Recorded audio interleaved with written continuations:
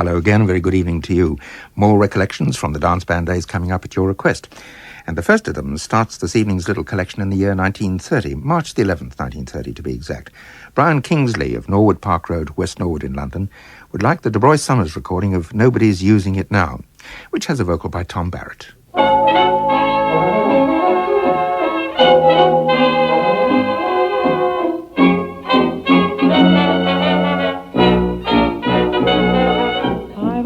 Of arms to hug and hold, but nobody's using them now. I've loads of love that could be told, but nobody's using it now. I've a world of time that's all my own. They say that you go silly if you spend it alone. I'm telling the truth, I'm just wasting my youth, 'cause nobody's using it. No, no, no, no, no, nobody's using it now.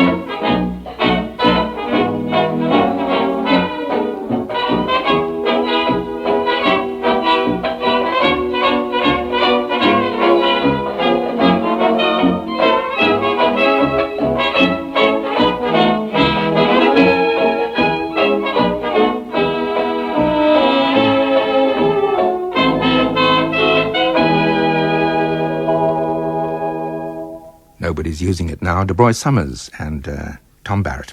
And Brian Kingsley on his postcard kindly gave me the number of the 78 Columbia CB40. But in fact, what I was playing was the LP Transfer by Robert Parker, which BBC Records have put out.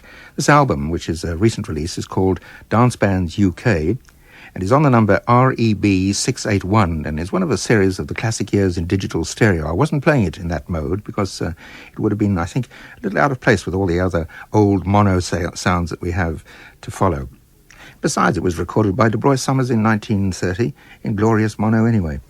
Just as this Henry Hall BBC Dance Orchestra title was, it was asked for in a PS to a note by Margaret Hole, who now lives in Minehead in Somerset, but who recalls that in 1935-36, when she lived in Hitchin Hearts, she used to enjoy hops at the church hall, where the music was often provided by a fair-haired gentleman with glasses at the piano, who happens to be another of our Dance Band Days correspondents, Eric Williams. And according to Mrs. Hole, Grev Clark was the drummer. Is that right, Mr. Williams? Anyway, enough of these reminiscences. Here's Henry Hall and Val Rosing in June 1932, not 1931, don't make it older than it is, Mrs. Hole, and Lullaby of the Leaves.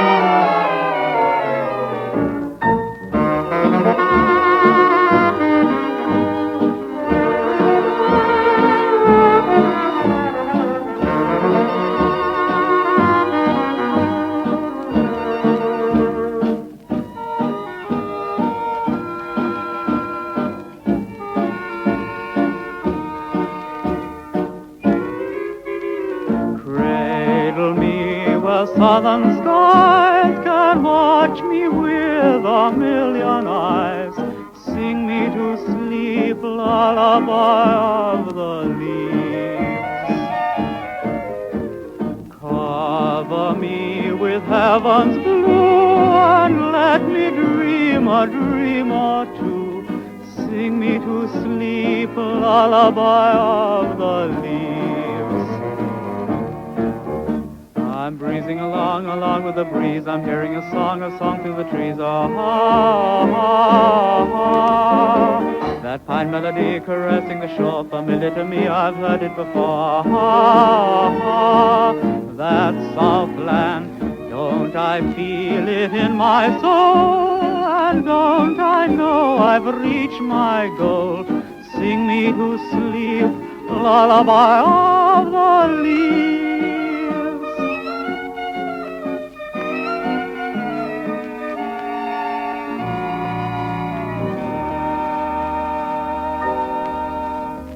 Lullaby of the Leaves, Henry Hall and the BBC Dance Orchestra, and Val Rosie.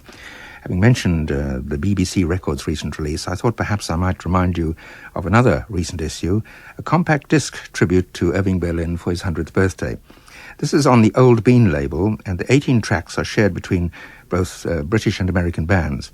From the British side, I've picked a Harry Roy October 1935 recording of the Piccolino. There are touches of Ivor Morton and Dave Kaye's two pianos, a small drum break by Joe Daniels, and a vocal refrain shared between Bill Curry and Harry Roy himself, who's rattling something here, I think.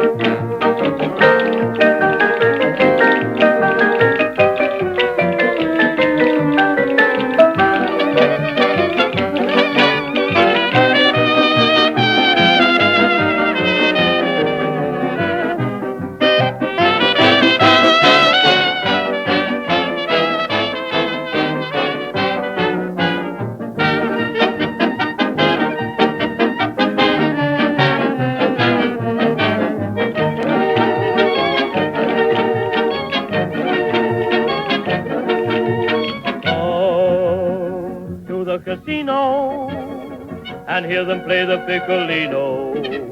Dance with your bambino till the strains of the catchy Piccolino.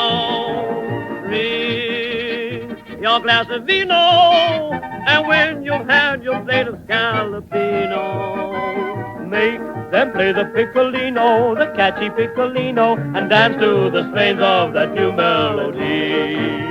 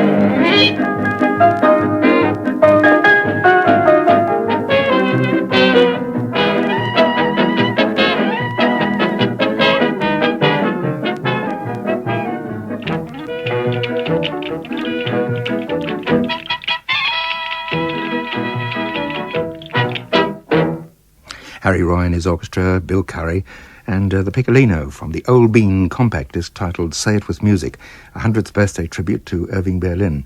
And the album is beautifully framed with the original sheet music cover to the title tune. Gorgeous. The CD number is DOLD 14. I have a feeling that the next note goes back a bit. I think it got lost in the shuffle somewhere. At least that's the impression I have. It's from one of a number of blind listeners to this program, Mr. Arthur P. Woodhouse of Hyde in Cheshire, who goes back to 1958 with me, he says, and date with a disc. My goodness, you're a glutton for punishment, sir. But thank you for all the nice things you say. Your British dance band choice rates very highly with me because it features that superb vocal team that Jack Hylton brought back after his American stint. Here, recorded in January 1937, are the Swing Tet, the Hylton Orchestra, and Rodgers and Hart's On Your Toes.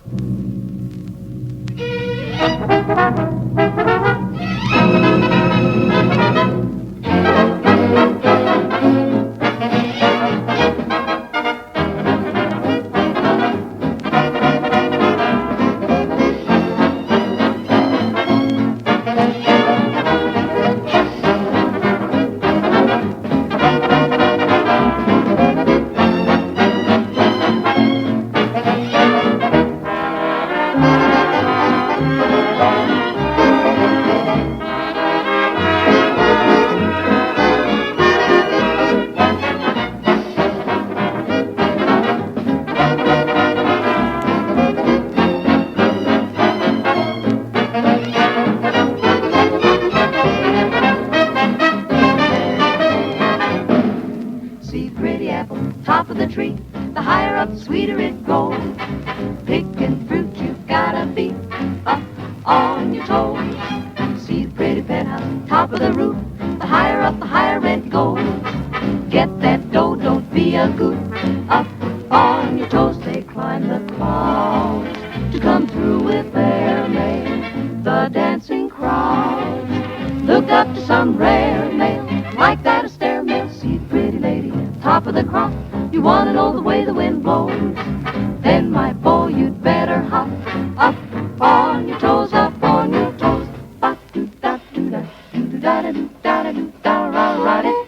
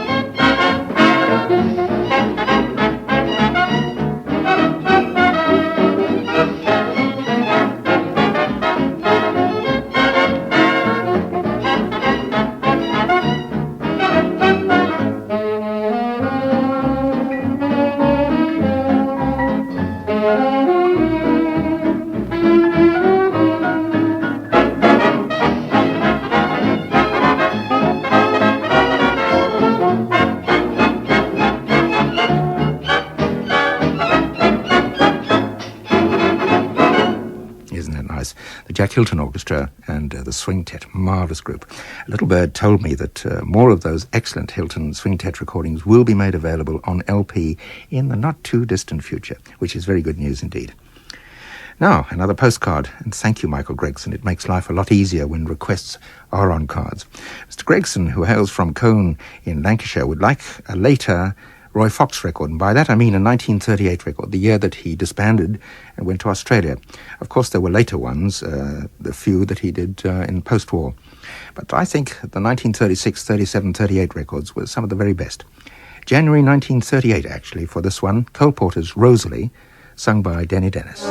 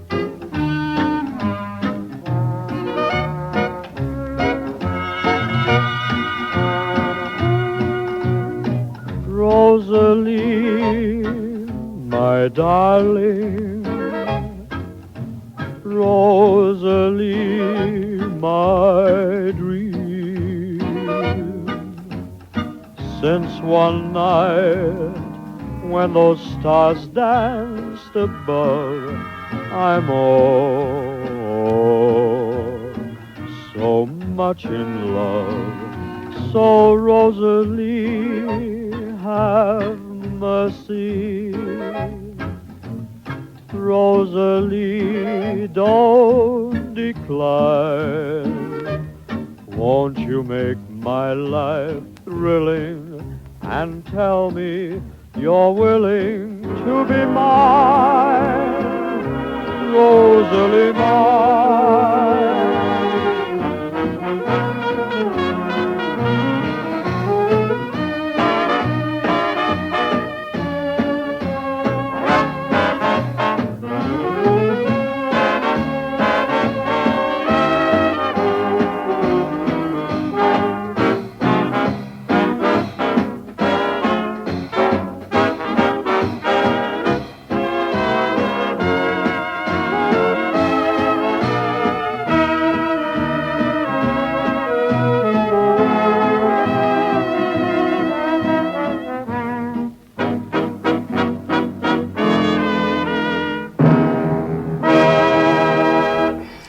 Roy Fox and his orchestra and Denny Dennis.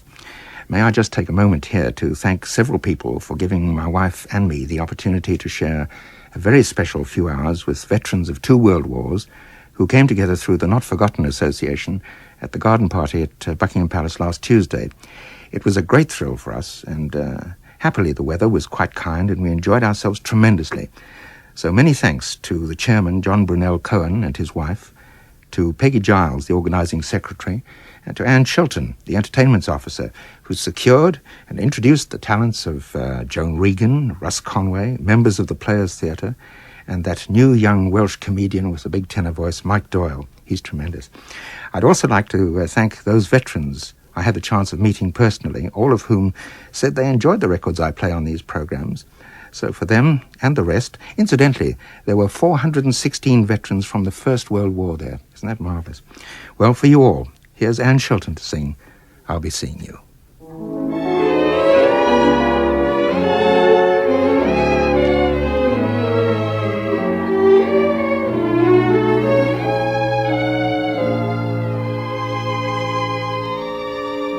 I'll be seeing you in all the old familiar places that my heart and mind embraces all day through.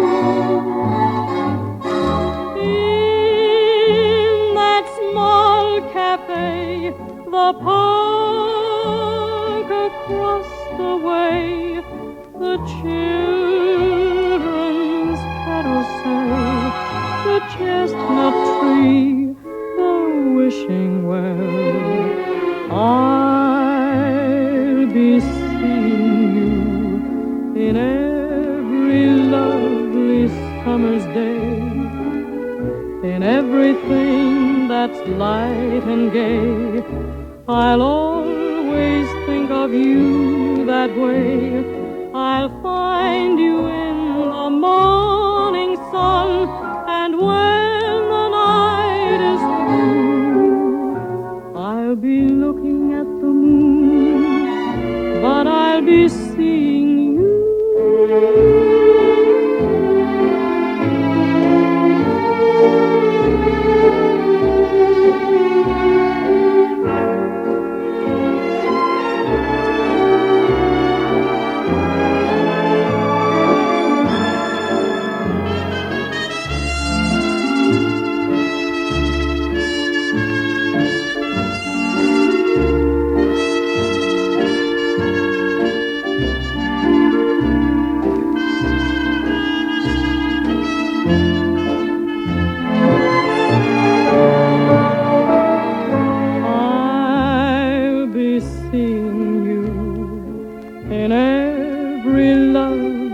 Summer's day, in everything that's light and gay.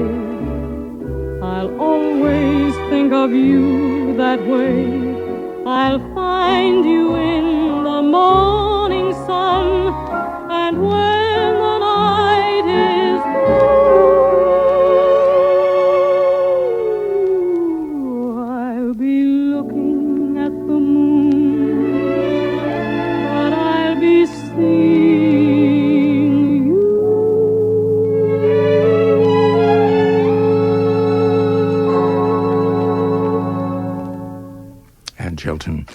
and I'll be seeing you.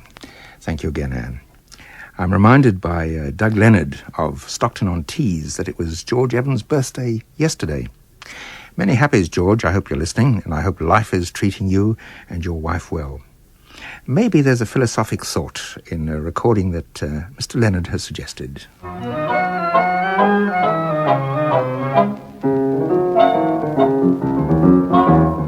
When the blues get you down and there's trouble around and you're needing some rest for your soul, take a tip from a character I used to know who had everything under control. All his skies were rosy hued, 'cause he had an attitude.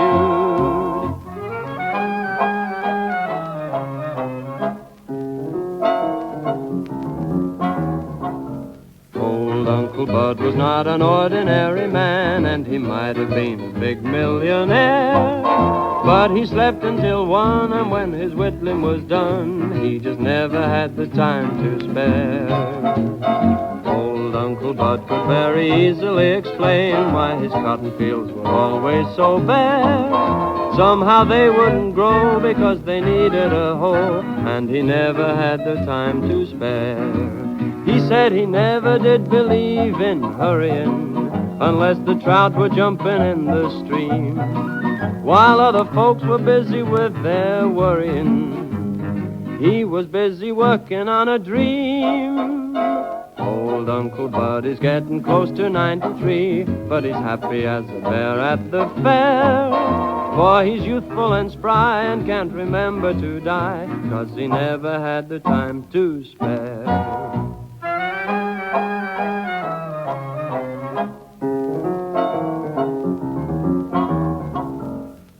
Uncle Bud was always going to go to work, but it took him just so long to prepare, and most always by then the sun was setting again, so he never had the time to spare.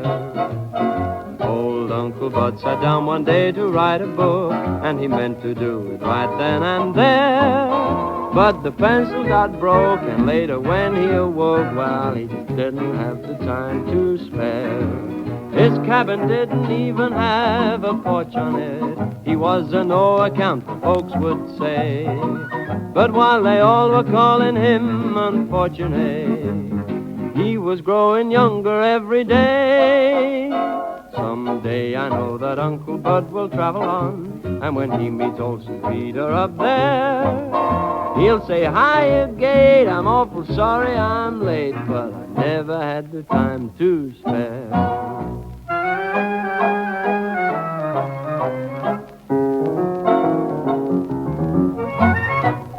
I love it. George Evans with Geraldo and his orchestra in November 1942, I think, with Old Uncle Bud. Makes a nice change from 'Tis Autumn or The Whistler's Mother-in-Law, which are always played. Keep well, George, and once again, happy birthday for yesterday. Well, that's our Dance Band Days selection for this Monday. Next week, I'll be answering a number of Victor Silvestre requests, which I have, and of course it's around the time of the anniversary.